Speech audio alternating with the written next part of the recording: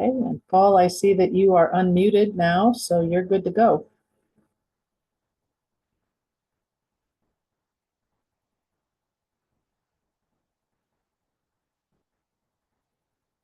Where did he go? Oh, I'm being warned that my bandwidth is low. Okay,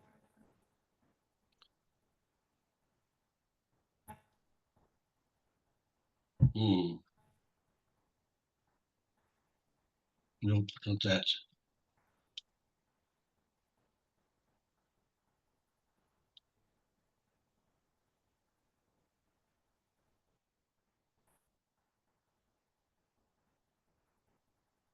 you've muted yourself, Paul.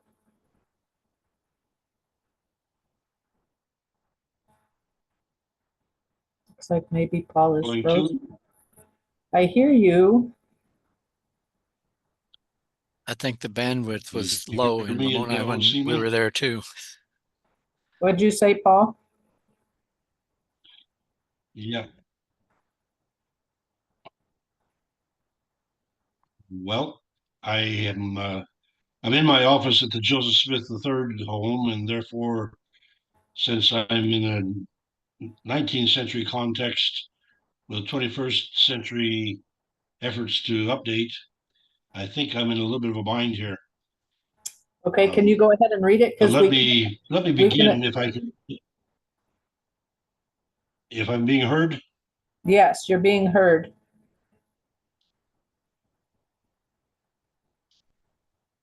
okay. Let's see if I can be heard and seen at the same time. Apparently not. Well, we can see you. We're not seeing a shared screen.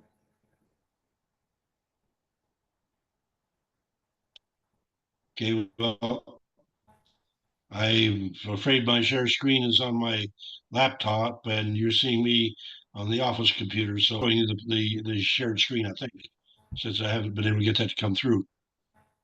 But if I'm being heard, then let me proceed. Okay, If I'm not being heard, then please. you're breaking up a little bit, but we'll. How do I get that? Okay, if I'm the speaker, then my picture should be showing, shouldn't I? With the view showing the speaker. Well, I'm seeing you. I'm not let's go seeing to the anything. gallery and see if I can. There I am. All right. Are you not seeing me at all? Yeah, we're I see seeing me, and you. you are the only one I see. I'm the only one you see? So let me. Wow, how to proceed here? Can you go ahead and read what you have, your I PowerPoint? sent the. Yes, can you hear me? Yes. Okay, if you can hear me, then let me begin by welcoming everyone to the ongoing Book of Mormon Perspectives Forum. I see the screen telling me that my internet connection is unstable, so I recognize that I'm not able to get the screen share up. But I wanted to give a brief report of the World Conference. We'll have a later report when we do the review. But for me, it was especially um, delightful and enlightening to have one day in which Mareva was the leader of our church. And Mareva is of apostles, and she, when she was ordained an apostle in 2013, greeted Rena and thanked her for being the pathfinder. And so the very close relationship between Rena, my wife, and Mareva, who served for one day as the leader of our church from the time that Steve Easy and First Presidency resigned until the next day when Stacy Cram and her First Presidency were ordained. Mareva led the church with calmness and beauty and poise, and it was just an awesome experience to see this personal relationship played out in front of me. and she has agreed to come to my home congregation trying to drive next Sunday, and so I'll be anxious to take her and her husband out to lunch afterwards. One other little thing I would add, because it strikes me as being the kind of um, wink from the divine that has just been unusual. I met a lady who had recently become the mission center president for the Midlands Mission Center, where my congregation is a part. So I had seen her from a distance at the last conference meeting, but I had never met her personally. At the World Conference, I met her. And I discovered I still don't remember her first name nor her married name, but her maiden name was Campbell. And so I asked her if she happened to be related to any of the Campbells from Lamoni, because I knew three families here. And to her surprise, I mean, to my surprise too, she said that she was daughter of Glenn Campbell, who served the church for a lifetime as a missionary, Glenn and Vivian. I had put the white cross in front of the Joseph Smith home with Glenn's name on it because he died just a year ago. And so we put crosses to commemorate people that are friends that have died recently. But Glenn Campbell was the son of Paul and Pearl Campbell. And Paul and Pearl Campbell were the gracious people who hosted Joe and Enid DeBarth in 1942 when they moved from Wyoming to Lamoni and had to wait 3 months to be able to occupy the farm that they bought. So they stayed with Paul and Pearl Campbell, and Glenn would have been a little bit older than David at that time. I guess he wasn't at all for that matter. And then so anyway, it was interesting to me that after just a few years, when the DeBarths had another little boy, they named him Paul, and of course that's me. And so to find these remote connections that span a lifetime in an international group like what we have at the conference was, for me, one of the highlights. And that was followed then by the French delegation coming to my daughter's house for 4 hours of lunch yesterday. And it was just an awesome experience. There's so many good things to be said about the conference. We'll reserve most of those for when we have the review. As for tonight, I'd like to have Ronald Keith Lane introduce himself. And so I asked him to give me a brief bio. And here's what he said.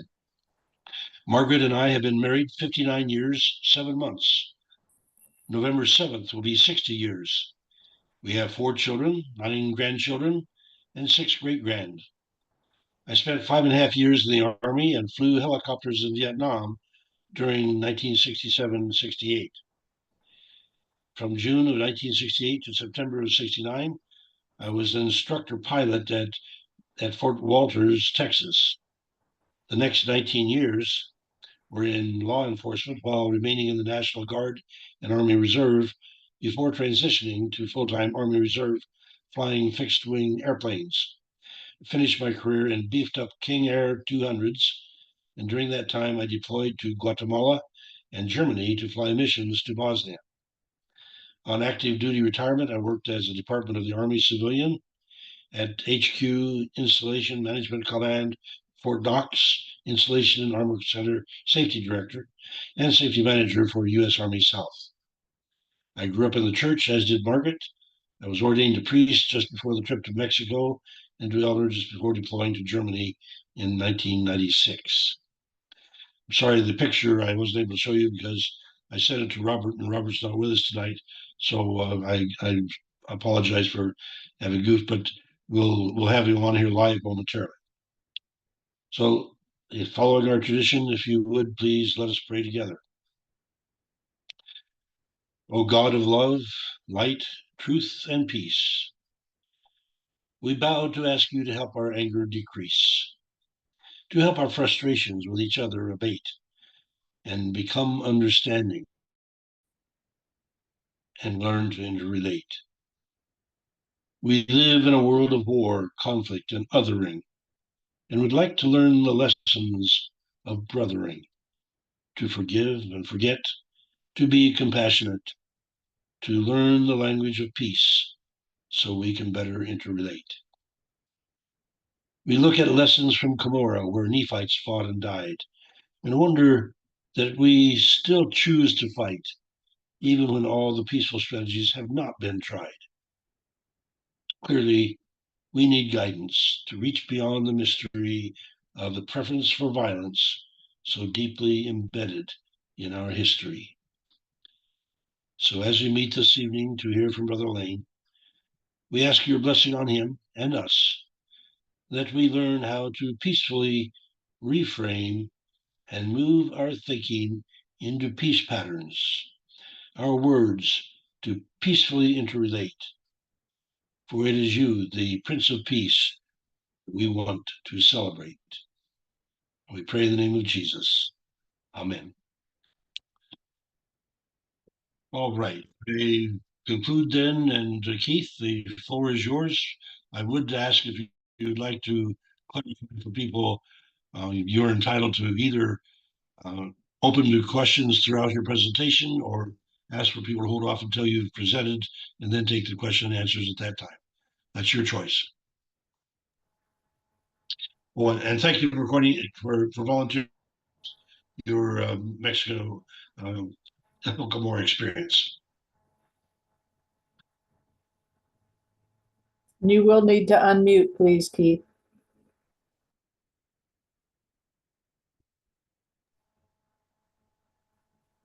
Okay, how's that?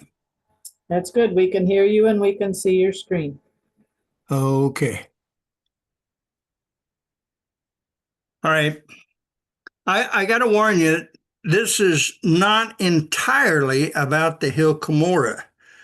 And I know there's an argument amongst some people about whether this hill is the hill Cumorah or the one in New York is the hill Cumorah. It could be said either way, that there is only one. And I would just say that there's an original and there is the one that Joseph found. Okay. And that's all I'm going to say about that. I would appreciate it if you'd hold your questions to the end and just make a note of them so you don't forget them. And I'll do my best to respond at that time. All right, let's launch into this. Here's the folks that was with me. And I was by far not in charge of this trip. If anybody could be said to be in charge, I would say it was Charles Heald. Charles was a former apostle. He's a professor of Spanish history in New York City University. There was a fellow named George Hawkins, who seems to me like he had something to do with publishing, but I don't remember for sure. George's, George's son, don't remember his name at all. Sorry. And Floyd Foley. Now, Floyd had had a triple heart bypass, and he was in pretty good physical shape considering that, and took medicine for it regularly, so it kept him going. He was the husband of our secretary that was the secretary for the Police Training Academy in Kansas City, Kansas. I was one of the police instructors at the academy at the time. And then there was one other, and his name escapes me. I'll call him Frank. That name seems to pop into my head, so it may even have been his name. I think it was George that arranged for us to borrow a 26-foot Winnebago motorhome. I'm not sure who did that, but somebody other than me did it. And with six of us, it was always a driver, so we only stopped to see something or when everyone was just worn out, too worn out to keep going. The plan was to see some sights along the way and afterwards. But first, we'd stop in McAllen, I think it was McAllen, to see Neil Steedy, to see if he could tell us a little more of the stories that we had heard. Unfortunately, he wasn't home. And of course, in 1973, we didn't have cell phones. They were non-existent at that time. I'm not even sure if the car phones were in existence at that time. Some of the stories we'd heard, and Neil's among them, there have been various attempts to climb the mountain called Cerro Rabon, believed to be the original Hill Cumorah. The prime legend includes a treasure stored near the top of the mountain, and the same three white men would come every 3 or 4 years to tend that treasure, and then they would leave. We believed at the time that that was the three Nephites. One story was of climbing just far enough that they were met by natives with machetes who would not let them go any further. Another of several said that as a group was climbing during the night, the group was met by a bunch of natives led by a white man with a beard, and they were told by the white man that it wasn't time to retrieve the books yet. And if I remember right, it was a nice rainy night, so there was a lot of mud. As I said, our transportation was the motorhome. We went from Independence to McAllen, to Papantla, Mexico, down to Veracruz, a little town called Tuxtepec, Jalapa de Diaz, and then that's where we climbed the mountain, Cerro Rabon. Mexico City, Oaxaca International Market, Mitla, Teotihuacan, Monterrey, Laredo, Texas, and then back to Independence. There's proximity of what the motorhome looked like. Of course, that's a modern picture, but that's a 1973 Winnebago. So that's what we had. It slept 6, so it did us pretty well. We didn't have any trouble with it. It had sink and stove and refrigerator, so we were able to keep some supplies in there too. There's a map. You can pretty well see where we went for the most part. There's Laredo, and then down here we drove along. There's some mountain roads down to Papantla, and then Veracruz was down in here someplace, right on the coast. And then Jalapa de Diaz in here, and then Mexico City. There's Oaxaca. Mitla is way down here near the Panama border. And then we drove back up here to Teotihuacan, up to Monterrey, and then out through Laredo and back up to through San Antonio and back up to Independence.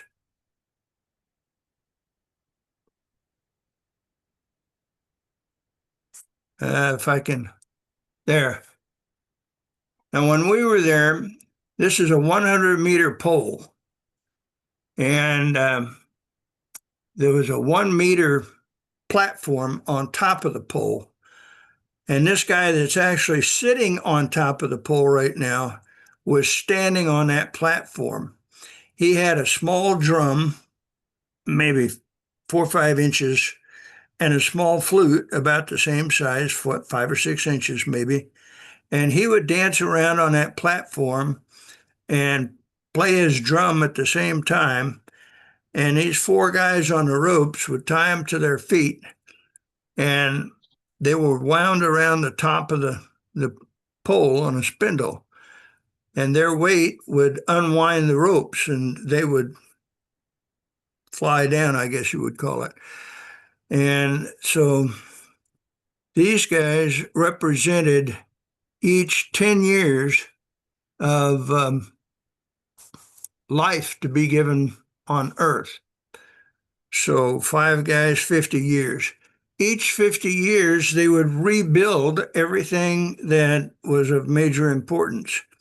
And near where the flyers were, they had some small pyramids that had been rebuilt over the top. And they didn't just rebuild the whole thing. They just built the outside so that it covered it. And there was actually space between the inside piece and the outside where they rebuilt, where you could walk through.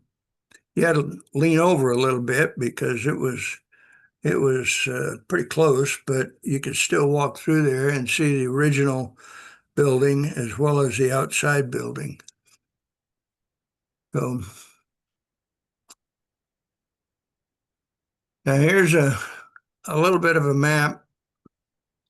You see Tuxtepec right here. It's in from Veracruz. And somebody had known a doctor or known of a doctor that lived in Tuxtepec.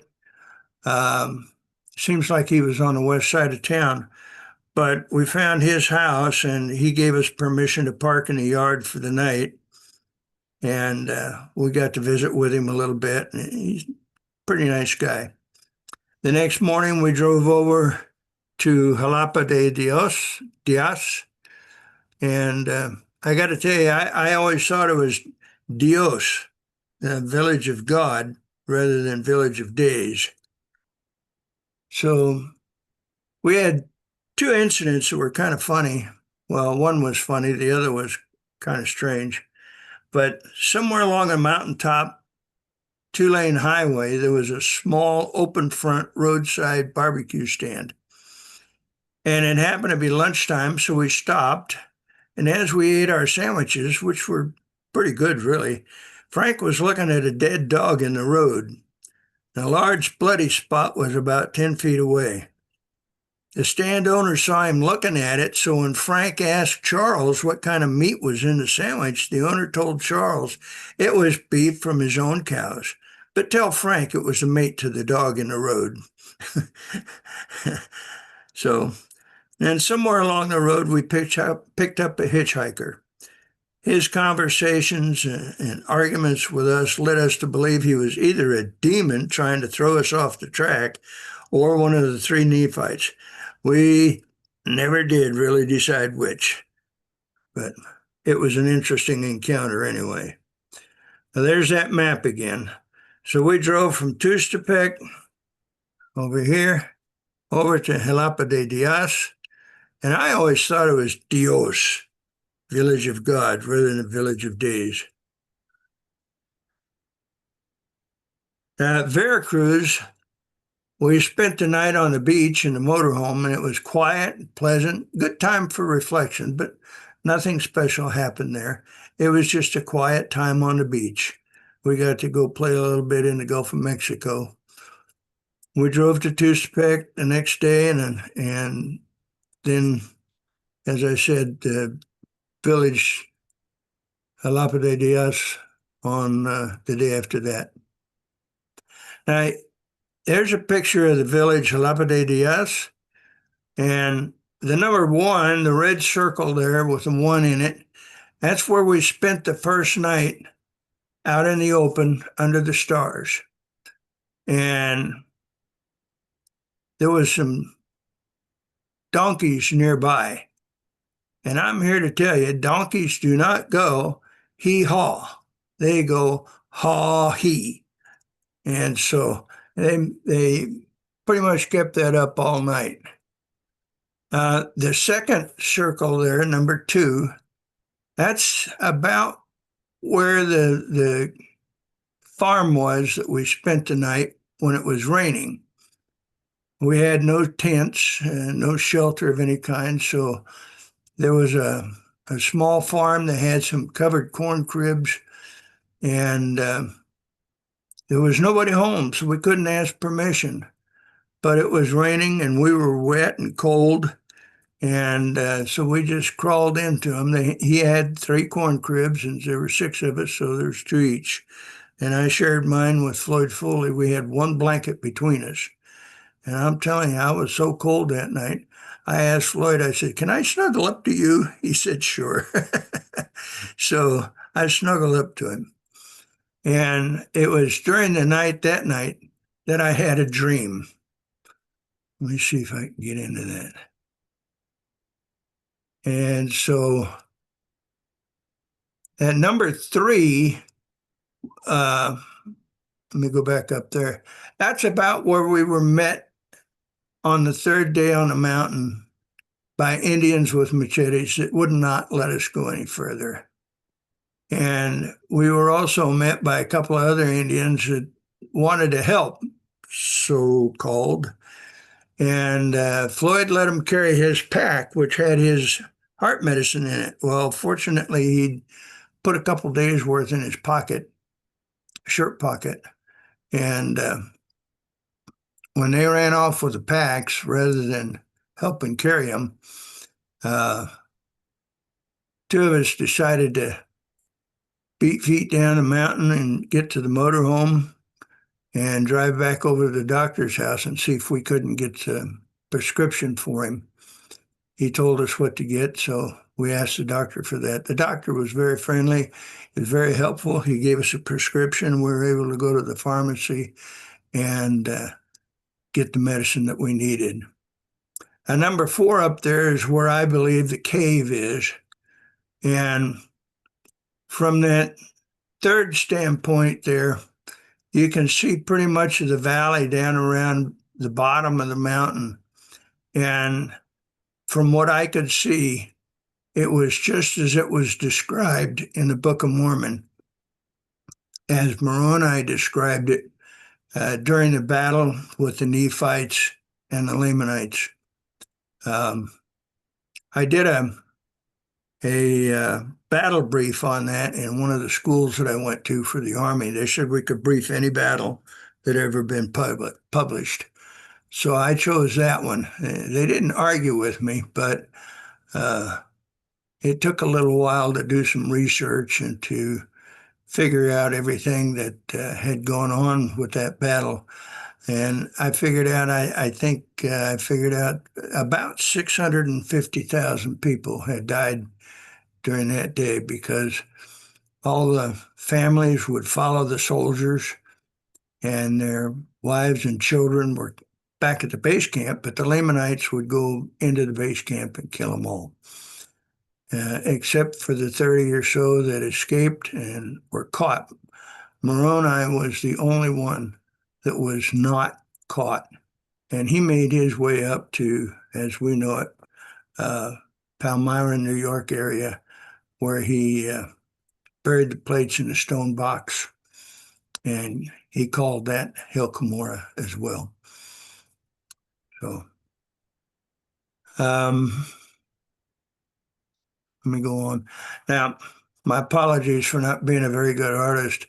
This cave that I found myself in my dream was not very big. These are stone shelves here and on this side. And they're about 4 feet high and 4 feet wide. And they were just covered with stacks upon stacks of metal plates, books. And then there was 3 or 4 lamps, not lamps, but torches inside the cave that lit it up. And then down here, I stepped on a button. And right away, I knew that this button was part of an armor plate that was kept together by that kind of button. And when I turned around to look at the entrance to the cave, it was all walled off with stone and mortar. So there was that. And then that was the end of my dream. And then the next morning, though, we finally crawled out of the corn cribs and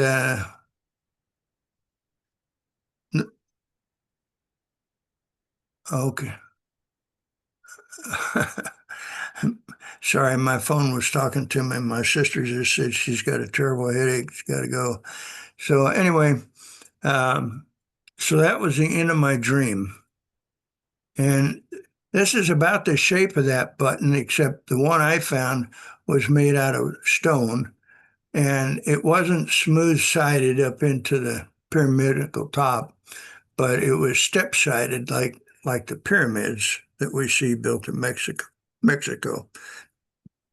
And the bottom had a loop on it, just like these do. And there is basically the armor plate that was worn, and you can see the buttons in that red circle right here. There's 2 buttons there and 2 over here. So that was used to fasten the shoulder straps to the torso protector. From the mountain, we went to Mexico City. And we went to a restaurant for lunch, and apparently the waiter made Charles mad about something, and he called him a foul name that implied his mother was not married to his father. So I called him on it, and he says, "Well, he made me mad." Okay, Charles, thanks. Well, we also went to a large museum. I think it was called the Museum of Anthropology, that had the original Aztec calendar, which is about 5 or 6 feet around. And supposedly it's a more accurate calendar than ours is today. And you can see the relationship here from Mexico City down to Oaxaca to Mitla. And I'll show you some photos of that. There's the Oaxaca International Market. It's not just food either. It's all kinds of stuff, from little trinkets and souvenirs to really intricate leather work. It's really nice stuff they've got there. And it's huge. It's bigger than a Sam's Club, I would think. So we went there. From there, we went down to Mitla. And Mitla, according to Charles, was last occupied about 425 AD. And that's when the Nephites were wiped out by the Lamanites. There were many scraps of that. Sorry, I gotta move a picture here. I can't move it. Anyway, there was a lot of scraps of pottery and so forth. And I bought a pot for $12. Charles watched as I washed the pot off from the mud and dirt that was caked on it. He kept saying it was a fake, but when I finished, he came over and looked at it and turned it over and around several times, and he shook it because the bottom of the pot was made out of, it was hollow, and there was a little pebble in there, and you could shake it and it would rattle. And this is the pot that I bought back then on the lower right there. So eventually I wanted to see if it was really authentic or if it might be worth anything. So I sent several pictures of it and wrote a letter describing it to Christie's in New York, and they returned a letter saying it was probably authentic, but not worth a lot.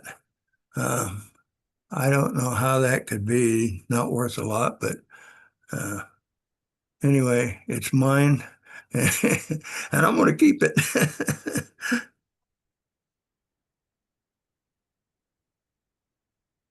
Uh-oh. There we go. This is Teotihuacan. This is the pyramid of the, or temple of the moon. And we climbed this, and you could see the city that was being excavated quite well. It was pretty much a straight line between there and the Temple of the Sun that sat on the opposite end of the city. So, and somewhere along the way, we saw a pyramid that had 12 columns out front, and it had a small building on top with 3 doors or 3 windows. I don't remember for sure which, but Charles said that it represented the 12 apostles in the Holy Trinity. So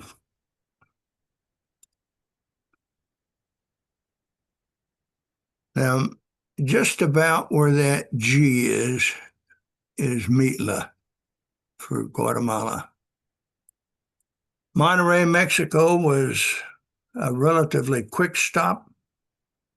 We just did a little shopping and that was it. I don't think I even bought anything, but we entered the States back through Laredo and drove on up through San Antonio and back to home. Whoop. So here's what I learned over the weeks. 3 weeks we were there. apostles are also human. So Charles was a lot of information. He was a wealth of knowledge, but he's also human. And he gets angry just like the rest of us do.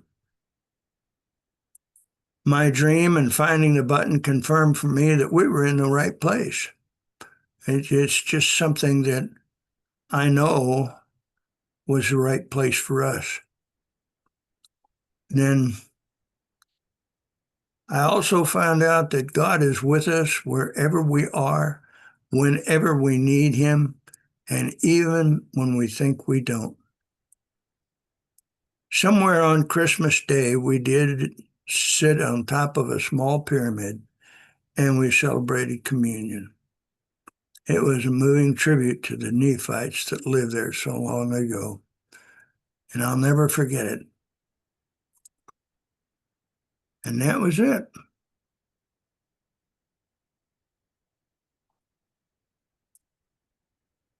Now, did anybody write down questions? Yes, I did. Okay. First of all, let me thank you for reviewing your trip. But let me ask, what's the evidence that you were looking at? Looking at Cumorah, and that what was the? I appreciate your button, your dream, but in terms of other evidence that supported the idea that was Cumorah, what was that evidence, please?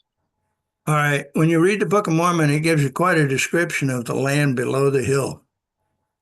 And when we were up on the mountain, I could see part of that. I couldn't see it all because we weren't around to the front, but I could see what was on that side. And I could see a little bit towards the front.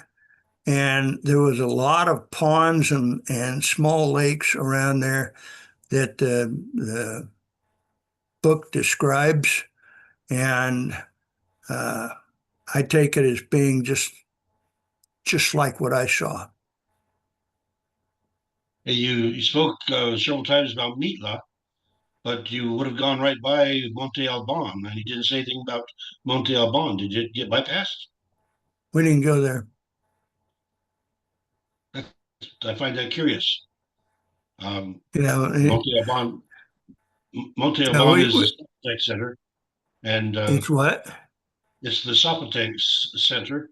And so I'm curious about how you associate Nephites in that Sopotech area. Yeah, we didn't go to Monte Alban. Um, I'm not sure where it is, but we didn't go there. Okay. Well, you showed the picture of the Totonac Flyers. And if I may, 100-meter pole is longer than a football field. And when I saw Well, the Voladores, it was a 10-meter pole. I think maybe you got an extra zero in there. no, it was quite tall. All right, fair enough. All right, let's open it to other people's questions. Okay, Frank had a question. Yeah, okay. There you go. It's not really a question, it's an observation. I spent 14 years living in Oaxaca, and Maitla's about 40 miles down the road to the southeast, nowhere Yeah. near the coast. Sorry. No, it's not near the coast. I said it was near the border of Panama. Well, Panama is about 3 countries to the south of there, near South America, and Guatemala is, I think, what you were talking about. And Oh, might and be. it's nowhere near Guatemala. That's about No, 300 miles away no, it from might Oaxaca, been.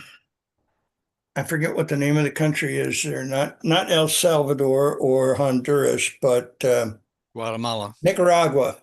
No, Nicaragua. that's south of Honduras. Hmm. Okay, whatever. It was on your map. I didn't pay attention to it. Okay. Well, just to clarify, Mitla is very close to Oaxaca, mile-wise, Yeah. and you were there. And Monte Alban is within the city limits of Oaxaca. Oh, So if you were there, you really missed a lot by not going to see that. I think I remember hearing about your trip down there, and if you were in Oaxaca, that I'm pretty sure that Charles Heald would have taken you to Monte Alban. That was the place you said that there were 10 pillars on one of the pyramids, or 12, 12, not 10. 12. Yeah. Yeah, 12. 12. That's on the northern platform at Monte Alban. Oh, okay. Well, maybe we did go there then. I think you did, yeah. I don't know. He But didn't mention the name of it, and I don't remember hearing it. Well, you've got a good memory for well, so many years. you probably would have also seen the cruciform tomb. And so if you saw that cross, the cruciform tomb, it would have been at Monte Alban as well. Yeah, Yeah, well, either there or at Mitla. yeah, we did see some of those, but there was only a couple of them, I think, that we saw. But it was not emphasized exactly where we were as far as within the city of Oaxaca.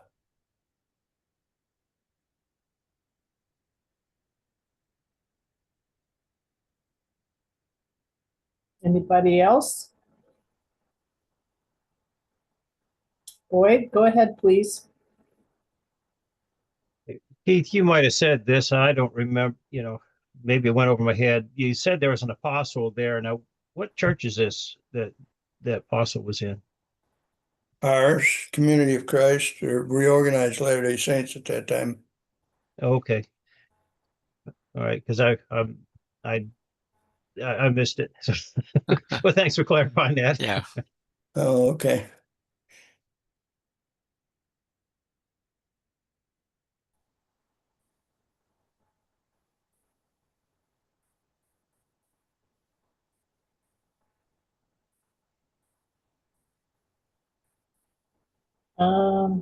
Dale, go ahead. Dale Warren.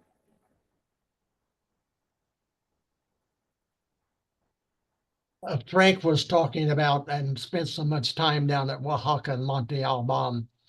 We had an experience, Frank, on top of Monte Alban. And the experience was that we were in the area where Jesus appeared. And we had a witness of the Holy Spirit sharing with us. I just want to ask you your feelings about that. Well, I can tell you several things about that. It's not in the land bountiful where Jesus appeared in the Book of Mormon, but I believe very firmly that Jesus, he told the people there at Bountiful that he had other sheep which were nowhere around there. And I believe that he spent the next 3.5 years or 3 years or so visiting the tribes all over the Western Hemisphere, including the islands of the sea. As far as that being a sacred place, back in the 1940s, early 40s, I believe it was. Well, I don't know whether it was during the Second World War, but it was either right before the Second World War or right after it. Brother Israel A. Smith went down to Mexico, and he was in Oaxaca, and they were on that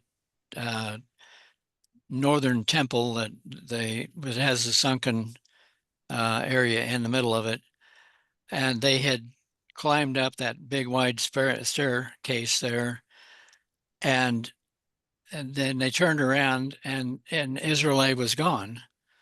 And they looked all over the place. They thought he'd fallen down the stairs. He was an elderly man at that time.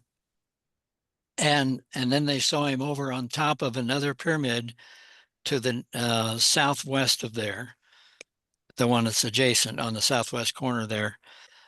And he had his arms up in the air, and they ran down the steps and ran across the intervening space and climbed the steps over there. And he was still praying when they got there. And they waited for him. And when he finished, he said, "This is a sacred place." So, and besides that, the native people in that area used to go there, and they would pray and sit there on top of it and meditate. They were doing that when we were living there. But since that time, they have blocked the entrance to climbing almost all of the pyramids in that area. And that one is one of them that's been blocked. But that is a special place to the people down there. Yes, thank you. Thank you, Frank. Welcome. Boyd, go ahead, please. Keith, another question for you, and not only for you, but also the rest of you that used to live in that area. What do you really believe that who built those pyramids, and what do they use them for? Okay, you were stepped on for a little bit of that, so I missed part of the question. What do I really believe about what? Yeah, what do you believe? Who do you believe actually built the pyramids down there, and what were they used for? I believe the Nephites built most of them, and they were used for worship. Okay, how do they worship him? Do you have any idea? I don't know the customs of the people that well. No, Because I don't. the reason I'm asking that is because from everything I've ever heard about the pyramids, that they only perform human sacrifices on them, and I can't relate it to, to Christianity, but maybe you all might have a different answer than me. I would say that after the Nephites and the Lamanites had their final battle, that human sacrifices could have taken places after that point, or on the Lamanite side before then. I don't believe, I just can't imagine the Nephites ever doing that. So they might have had animal sacrifices similar to what they did in Israel with the Hebrew people, but I just can't imagine that the Nephites would ever go along with that. Okay. Frank, go And ahead. I was going to say, just at the end of the Book of Mormon, they had the Nephites raping women, killing them, and eating their flesh. So I wouldn't put it beyond them to do some pretty brutal stuff. That's true. Well, yeah, they did turn into an evil people there towards the end. That's why they were destroyed. Yeah. I've got a pot here in my possession. This was given to me by one of the men that went on the trip with Israel A. Smith. There's not a date on it, but the man that went with him was named David Elliott. He came from California and lived in Independence area at Harvest Hills until he passed away. His daughter gave this to me, and says he was from Modesto, California. But anyway, I thought you'd be interested in that. That was actually purchased on that trip.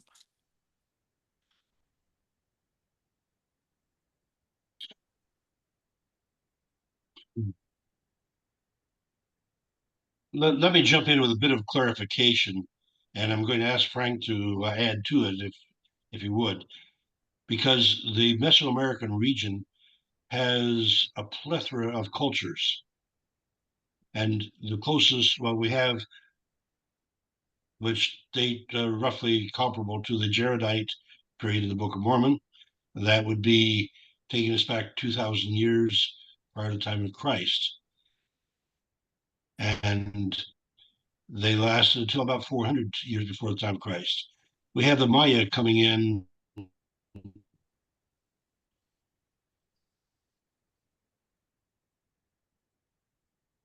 Breaking up, I think. Totonacs, who have the practice of the flying, the voladores, the flying, and And so with the Aztec that you mentioned, inheriting Oh, you're breaking up a little much of bit the with the ass. Mesoamerican culture of that the Olmec had the earlier calendar, and that would have influenced the Maya calendar and the Zapotec calendar, and then the later Aztec calendars as well. And so, because you're dealing with the multiplicity of cultures over, to be able to identify with specific Book of Mormon events is something that followers of the Book of Mormon have been attempting to do for years and have had a good deal of difficulty with. And even as you've seen on this program previously, we had Peru or Georgia or Chesapeake Bay or Malay Peninsula or just Yeah. head. And so with all of these diverse vantage points,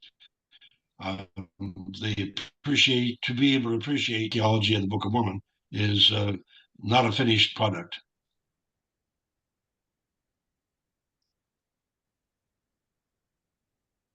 Okay. Brian, go ahead.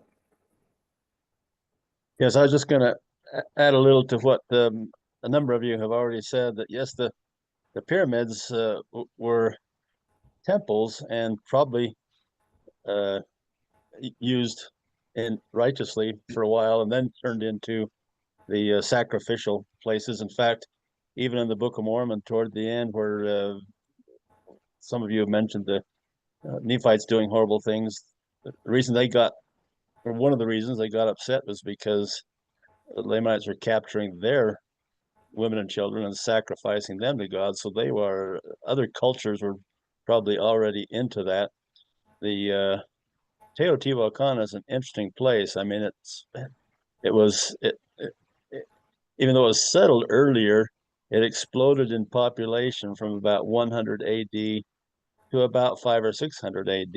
And what that suggests to me is it was a very prominent, in fact, what it is a temple city. All those pyramids along the side, it was a temple city. And some people suggest that Teotihuacan means place where men become gods, which is, that's interesting in light of temples. And so yeah, after the Nephites were all killed, then the other cultures that did have human sacrifice, just kind of held sway. In fact, the Aztecs were doing it too, and it was happening even before the end of the Book of Mormon. So yeah, there was probably quite a variety or degrees of righteousness and wicked uses for those temples. Agreed. Thanks, Brian. Nice to have you with us again tonight. Yes, I come when I can. My schedule's kind of scattywampus. Yeah.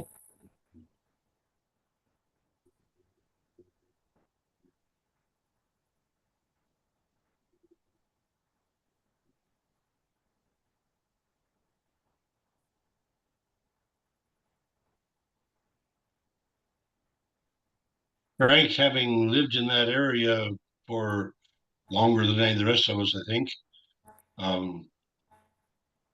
I would appreciate if you could help to clarify the chronology there. Well, I have been working on that recently. The Meatla situation is a late city. It was begun long after the final battle took place, and it was there when the Spaniards got there. So we know people there that, and they're church members there now, that are full-blooded Native Americans, and a lot of good people there. There's a lot of other kinds of people. It's a very heavily alcoholized town. A lot of small villages are in Mexico, but in that area, they specialize in making mezcal, And you see a lot of alcoholics even just laying on the streets, sleeping, sleeping it off at night. It's really a shame. And we've had one of our friends down there passed away just about a year and a half, 2 years ago. Died from alcoholism. He was a little boy when we were there, but he grew up and had a family, and he did the same thing that his grandfather did, died of alcoholism. It's a terrible situation in towns that are poor like that. But let's see, Teotihuacan, it was settled by the what we would call the Jaredites before the Lamanites, Nephites ever got to that area, and the city was begun there. And then later on, just before the time of Christ, there were tens of thousands of Nephites who migrated into the land northward from Zarahemla and the land southward. They moved across the narrow neck of land. Some of them probably went up the coast, and some of them went up the narrow pass that leads into the land northward into the highland area, where Teotihuacan and Cholula and places that are currently still occupied, or not occupied, but being excavated and populations going to see it. Those cities, well, Cholula and Teotihuacan, were both occupied by the Jaredites, and then the Nephites came in. They possessed it, and I'd have to go back, and Monte Alban is the same way. So, in fact, there's real evidence at Monte Alban that there was a culture that came in and tore up everything and put it upside down inside of the new building material, and then they occupied it for quite a while, and then another group came in and built over the top of that. So there's at least 3 groups in the Monte Alban area, and more than that at Cholula that were during the Book of Mormon time period. Some of them before Christ and some after.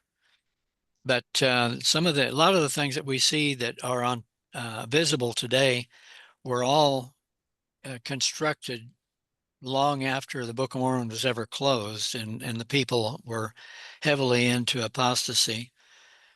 So if you want to see the actual ruins where people of that time period lived and walked on it, you'd have to get inside of the pyramids. And one pyramid you can do that at is at Cholula, which was right outside of the Monte of the university that we attended down there near Puebla in 1960, 1970. 68, 67, 68. Well, we attended 67, 68 in Mexico City, but in Cholula, All right. they moved the campus from Mexico City to Cholula, and it was just within a half a mile of there. And every day when we drove there, we drove over the edge of that big pyramid. And since we were students, we had passes. We could go in and explore anything inside of all those tunnels. They say there's like 7 miles of tunnels inside of there, and they go back all the way to the Jaredite times. The pre-classic is what they would call them. And coming out of the pyramid, then you successfully see the edges of the pyramids that were built on top of each other. And it comes all the way down to the time when the Spaniards were there, and they tore down the temple on top of the last pyramid and built a Catholic church on top of it.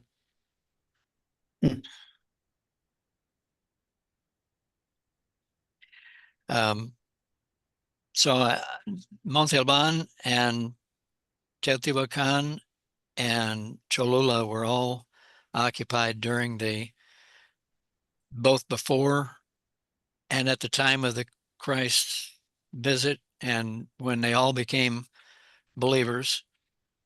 and even afterwards. Teotihuacan was torn up and burned down around the time of the final battle, and or a little after, perhaps. And it was never reoccupied because there was no walls around it. They had no way to protect it. It was out in the middle of you'll remember that, Paul, I'm sure, out in the Yes. middle of a huge valley, but it's at 7,000 feet. Maybe even 7,500 feet. It's a mile and a half high, and Puebla is about a mile and a half. But you get down to Monte Alban and you're at 1,000 feet or 5,000 feet. That's 1 mile. But then a lot of the runs get down into the Yucatan. A lot of them are down close to sea level. The climate was highly different in different places down there. I think that's what caused some of the migrations of the Nephites and the Lamanites, and maybe even the position of the Jaredites, why they didn't go southward. But I believe that they went northward. It's my opinion that there were Jaredites that never even knew there was a final battle. And the Book of Mormon tells us that there were tens of thousands of people who moved out of the land southward before the final battle, before even Christ. And they were so far north that when two of the good members of the priesthood down there, Lehi and Nephi, went on a missionary trip just before the time of Christ, only one of them came back and he reported that it was really tough up there. And they weren't keeping any records that we know of up there. The records were all kept down in Zarahemla until at least until the treaty that was made by the Nephites and Lamanites in 350 AD, where all the Lamanites got to keep all the land southward and all the Nephites had to stay above the narrow neck of land in the land northward. And that stayed that way until the final battle in 384 AD. And I believe that there were those tens of thousands of Nephites who went northward. I think many of them went so far north as just like the Jaredites. They never knew there was a final battle either. But there were still many people who died in both of those battles. But as far as being scattered all over the entire continent, I believe that North America was populated by the Jaredites first, Nephites next, and Lamanites next, and perhaps people from Europe. And, Cyrus Gordon talks about people who came across the ocean long before Columbus got here and long before the Norsemen got here. And it's my opinion that there were a lot of Israelites that got here that we don't even know about. The inscriptions in New Mexico on that Mystery Mountain out there that's got the 10 Commandments on it, that's written with Paleo Hebrew, which was dated around 1000 BC. That was long before Lehi. So Thank you, Frank. Go ahead. I'd like to take it back to Keith because we are on his presentation. Sorry. And one area of expertise, because of his military background, he mentioned 650,000 died in that battle, according to his analysis. Can you help us? How I figured that out? Sand, Yeah. Well, there are some numbers given in the Book of Mormon as to how many died on the Nephite side. And when you consider that the families of the soldiers followed them and went with them to wherever they were, so that meant women and children. And it's just a pure guess as to how many men had wives and how many children each of those men had. So I kind of degraded it for each so that not every man had a wife and not every family had children. But of those that did, maybe two, three children. I wouldn't say very many, but when you consider that once the battle was finished on the field, the Lamanites would have gone over into the camp and killed all the families and the children too. And so that's where that total number comes up. But you indicated that you were able to correlate by being up on the mountain or up on the hill and seeing it correlate with scripture. I'm curious if you tried the same thing from the Hill Cumorah in New York. How would the two compare? It does not compare. The Hill Cumorah in New York is pretty much farmland, and it doesn't have all the little lakes and ponds around the bottom of it like the one down in Mexico does. Of course, they don't call the one in Mexico Cumorah, they call it Cerro Rabon. And so, yeah, if you want to argue there's only one Hill Cumorah, there's only one Hill Cumorah. But if you want to say, well, this is what they called it back then, and of course, over the years, it would not be called that now. But um, anyway, the estimates on the number killed were just that, estimates. The book does tell us that there were swords, there were axes, there were uh, javelins or spears, and all kinds of weapons of war. And so it was not a clean battle at all. It was very bloody and very much what we would consider just horrible, unthinkable type war now.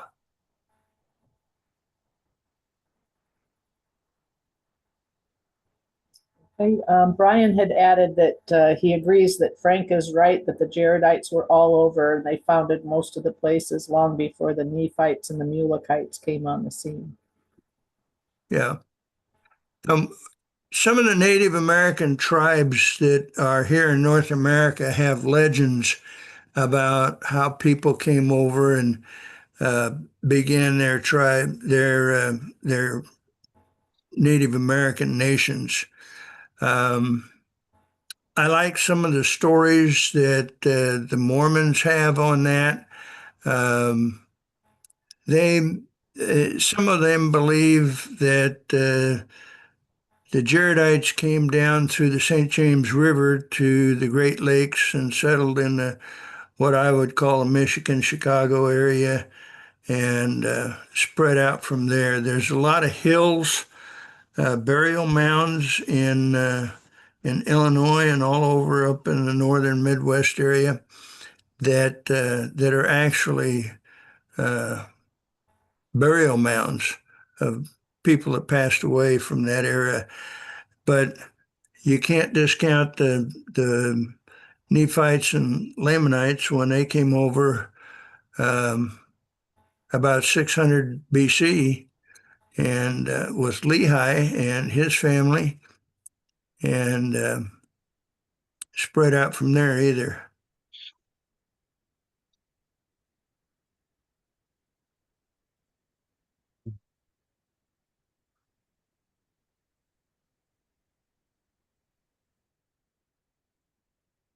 Floor is open for other questions and comments. I'd just like to thank Brother for sharing with us tonight. This is the first time I've heard of that firsthand narrative of that particular experience. And you guys were really pioneers, you might say, going down there with a camper and everything to travel all the way as far as Oaxaca and perhaps farther south. I don't know exactly how far you went, beyond there. Meatla. Yeah, Meatla, we just, yeah. yeah. Meatla But was as far south as we went. yeah, there's supposed to be a highway that's going through Meatla that's going all the way down to the isthmus on the Gulf side. Mm, We're hoping that that gets finished one of these days. It'll yeah. improve the traffic down there. Well, I have been from one end of the country of Panama to the other, and we drove across the canal. Darien Strait. Yeah, whatever that was. But we stayed in, I think they would call it, there's an old military post that was right on the canal, and it had fallen into quite a state of disrepair, and they expected us to stay there with electrical wires hanging down that were live. That sounds shocking. It would have been if you touched them. That's right. Okay. Brian has added a note in the chat that his book Changes in Languages from Nephi to Now is now available on a free PDF that he can send to anybody who would like the electronic copy.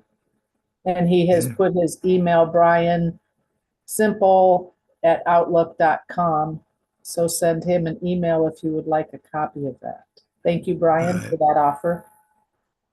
Oh, one other note. We were talking about how some people believe that the Jaredites came up through the St. James River down into the Great Lakes. There's been some excavations that have found, what do you call it?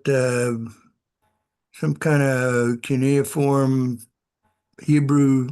I'm not sure what, but anyway, there's been some excavations that found three symbols on there that translate to Yod He Va, Yod Jehovah. And so some people believe that indicates a presence of Hebrew influence to that area, which was, and I think that was found in maybe northern Pennsylvania, New York, maybe. I don't remember for sure. Let me express appreciation to Brian for making that book available. Definitely, I want a copy. I want to also let you know that I this last week received a personally signed copy from Ron Romig on his remarkable new book on Joseph Smith III, The Peaceful Prophet. And for me, it was especially gratifying to find myself cited in the book as one of the contributors. And so, but again, that's another new book that is available. I think that one is, I think that was published by Herald House. I had the privilege, though, of getting a personally signed one from Ron this week, and it's a beautiful book. I also want to announce, while I have as many of as I do, that the Lamoni Historical Association is now beginning to plan the bicentennial celebration of the Book of Mormon at Lamoni. Ah,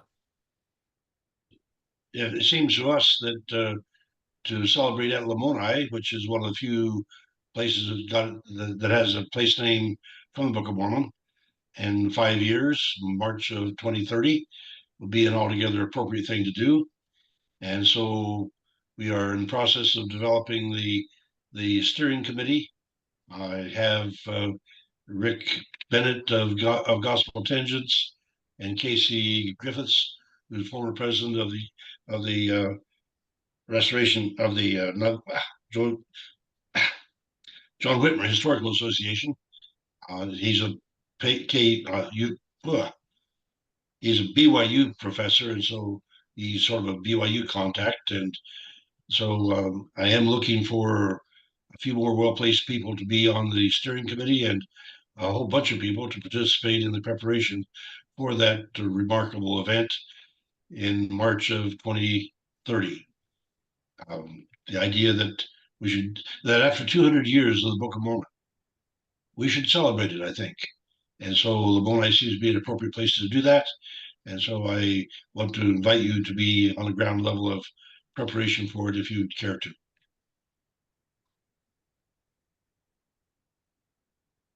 All right. It's interesting that our travels sometimes take us into educational areas that can be expanded for the rest of our lives. Frank and I hitchhiked to Mexico back in 1967, I think it was, 67, yeah. and went to La Universidad de Americas. And it was at that point in Puebla. And so to have invested that early interest in, for me, it was in archaeology primarily, for Frank, primarily in the Spanish language. And so it has profoundly influenced our lives ever since. And it's delightful to hear someone else share their explorations. And so thank you, Keith, for giving us that report this evening.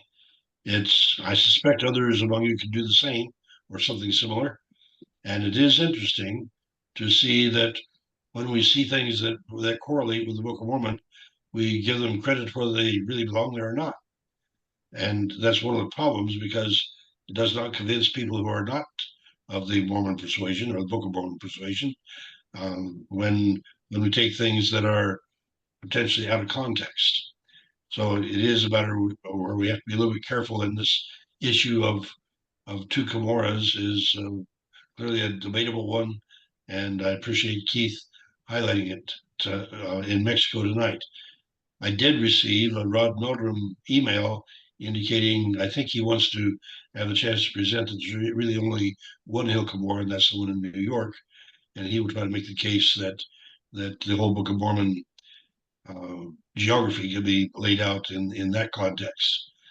But he was on a couple of years ago, and so from the nature of his email, I'm expecting him to want to get on again. So we'll see if we can get him in August or later this summer.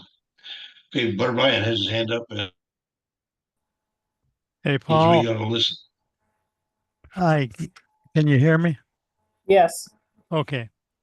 I offered to give a demonstration video about reading the characters. And I suggested it be in July sometime. Do we have a period of a date that I can come in and give that? Yes.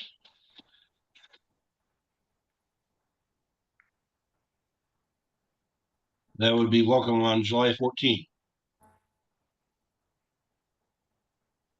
July 14th. Okay. Thank you very much. Right? Yeah, we're pretty well open after July 14. If there's others of you, we have Jonathan Neville on July 7. Good to see that he joined us tonight. But we'll put Blair in for July 14, and that'll be on the transcript. And that's one of those areas that I think needs to be laid somehow put together for the bicentennial program as well. And so, yes, we do need to get your insight on that nailed down. Of course, you're certainly welcome to live long enough to present. We're only talking about another 5 years for you. I don't think I got that long. Well, in that case, let's get it on tape. Oh, goodness. It's already Okay. on tape. So Jonathan, we appreciate you being here. He says it's 4:18 where he's at over in France right now. So Oh, no. we appreciate your joining us there, Jonathan. Thank you. In the morning? In the morning. What's Jonathan's Oh, last my. name? Jonathan Neville. Neville. Okay. Yeah, I remember Yeah. that. Remember him. Would anybody like to see a picture of the 21-year-old me in Vietnam?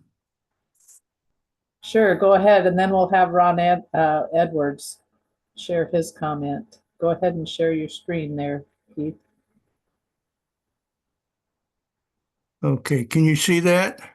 Nope. Not yet. We just have a Not yet. black screen. You are sharing your screen. It Yeah, said I think so. Well, It says it something is. about double click it to show full screen. We're not seeing a picture. Oh, huh. You are sharing your Well, screen.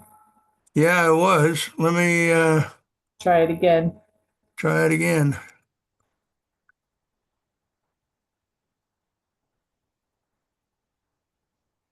While you're working on that, let me thank you for your many years of military service. Well, thank Appreciate you. appreciate that devotion. I chose a different course of action for myself, but I nonetheless can appreciate yours. Yeah. We are not seeing your picture, Keith. You are sharing your screen, but there's no picture. Well, I don't know what to tell you then. I can't get it. Okay, Sorry. that's okay. Ron Edwards, go ahead with your question or comment, please. Yeah, this is more for Frank. Frequently, I've heard Frank say he's working on something. I'm just curious, have you had any publications that you've turned loose of that's available? I have a number of DVDs that are available through, they were at the Book of Mormon Foundation, and I think that Price Bookstore has them.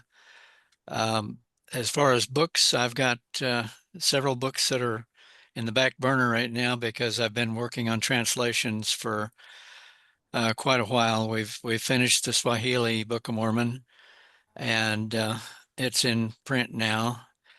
Just kind of proofreading it around the different countries over in Africa. Now I'm working on a new Spanish translation, and it's going to be laid out in the Hebrew poetic format. I've written a lot of Congratulations on getting. papers. Hey, let me congratulate you on getting the Swahili done. That's an You're awesome welcome. job. It took, well, I was asked to go over 3 times, and that three times took about 10 years. After the 3rd time, I came home and we'd done the translation, and I found out at the beginning of that translation that they were going to expect me to lay it out, and it wasn't going to be while I was there. So when I took that home, I'd learned as much as I could during the 90, well, it was 80 days that we did that translation with, reviewing a previous translation. And I took that home and spent another 1.5 years or so laying it out. And then we got it over there, and it's finally in print now. It's in 2 different formats. We'll see which one they decide on. But it was a wonderful experience. And it confirmed my faith in not only the Lord, but that the Book of Mormon is exactly what it says it is. When you have to translate something, you've got to analyze every word and every line in its context. And we did that several times, and it confirms to me exactly what it says. Yeah, you not only have to look at the different meanings of each word, but what did the author really intend to say? Right. And that's a tough job to do, so I applaud you for it. Well, the most important thing is to have an 1828 dictionary, which is the language into which the Book of Mormon was first translated. And the oldest thesaurus we could find was from 1850 something. One of the original, what was the name of that thesaurus? Roger, Anyway, what's that? Roger, Roger. Thank you, Paul. Yeah, Roger's. And you have to go back and analyze the context that's in the book itself. The text of the Bible and the text of the Book of Mormon can all be understood if you follow the context of where the words are coming from.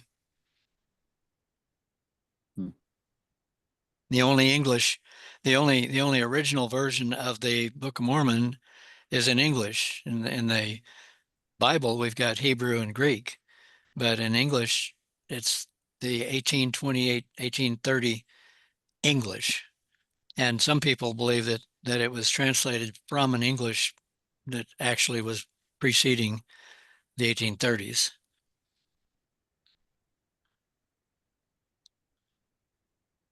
I think, Frank, we need to call you in for another presentation on, just because the translation process by itself merits far more of our attention. I have a And presentation on that, yeah. and then clearly, you're one of those prime people for consideration for the bicentennial. Get us together again after all these years, huh? Yep. In Lamoni, no less. Well, that's 5 years from now. I can start planning that. That's time to get it started. Yeah. Well, it's a very important book. Frank, Yeah. is that the Book of Mormon Foundation store in Independence? Yes. Okay, oh, good.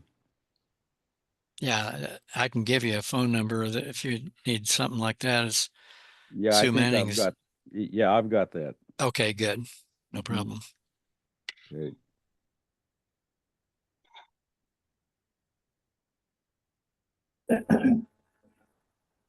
Well, ladies and gentlemen, if there are no other key points or questions or comments, I thank you again for your amicable discussion. I thank you, Keith, for volunteering to present and sharing the memories of what appears to have been a life-changing experience for you. Yep. Frank, I particularly appreciate you coming back and being able to join us this evening for this particularly instructive episode through Mexico and examination of the Hill Cumorah there.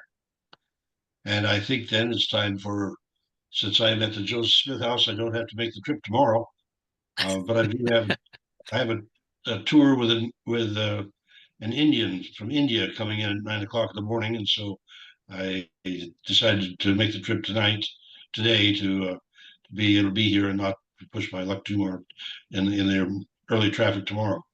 Gonna get him a Book of Mormon? And since it's telling my is unstable, I'll cling and look forward to seeing you again in another week. Oh, Good night, God, folks. our help in ages past, our hope for years to come, our shelter from the blast, and our eternal home. Amen. Good night, Thank ladies you, and Paul. gentlemen. Good night, Thank everybody. you, Paul. Good night. Thanks, Keith. Good night, everybody. Good night. Thank you.